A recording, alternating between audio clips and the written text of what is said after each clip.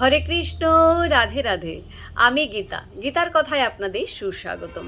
আজকে আরেকটি ভিডিওতে গীতার সপ্তদশ অধ্যায়ের 20 নম্বর শ্লোকটি পাঠ করছি। আপনারাও কিন্তু আমার সঙ্গে অবশ্যই পাঠ করবেন। ওং নমো ভগবতে বাসুদেবায়, ওং নমো ভগবতে বাসুদেবায়, ওং নমো ভগবতে বাসুদেবায়, ওং তৎসৎ। হরে কৃষ্ণ। শ্লোকটি আমার সঙ্গে উচ্চারণ করবেন।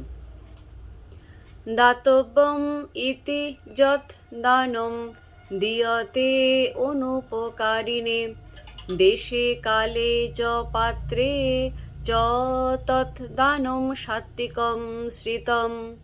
অনুবাদ: দান করা কর্তব্য বলে মনে করে প্রত্যুপকারের আশা না করে উপযুক্ত স্থানে, উপযুক্ত সময়ে এবং উপযুক্ত পাত্রে দান করা হয়, তাকে সাত্ত্বিক দান বলা হয়।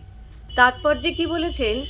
পারমার্থিক কর্মে নিযুক্ত যে মানুষ, তাকেই দান করার নির্দেশ বৈদিক শাস্ত্রে দেওয়া হয়েছে।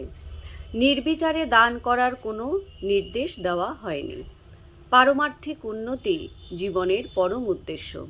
তাই তীর্থস্থানে চন্দ্র বা সূর্যগ্রহণের সময়, মাসের শেষে অথবা সৎ ব্রাহ্মণ বা বৈষ্ণবকে অথবা মন্দিরে দান করার নির্দেশ দেওয়া হয়েছে। কোনো ফলের আকাঙ্ক্ষা না করে দান করা উচিত। কখনো কখনো অনুকম্পার বশবর্তী হয়ে গরিবদের দান করা হয়, কিন্তু সেই গরিব লোকটি যদি দানের যোগ্য না হয়, তাহলে সেই দানের ফলে কোনো পারমার্থিক উন্নতি সাধিত হয় না। পক্ষান্তরে বলা হয়েছে যে নির্বিচারে দান করার নির্দেশ বৈদিক শাস্ত্রে দেওয়া হয়নি। তো ভক্তগণ, এমনি করে প্রতিদিন একটি করে গীতা শ্লোক পাঠ করুন আর এই দুর্লভ মানব জনমকে ধন্য করুন। আমাকে যারা যারা কমেন্ট করেছেন তাদের নামগুলো নিচ্ছি: বন্দনা রয়, ধনঞ্জয় ওঝা, সাথী বণিক, সীমা সরকার। সবাইকে অসংখ্য ধন্যবাদ আমাকে কমেন্ট করার জন্য। সবাই আমাকে রাধে রাধে জানিয়েছেন। সবাইকে আমিও রাধে রাধে জানাই। হরি বল।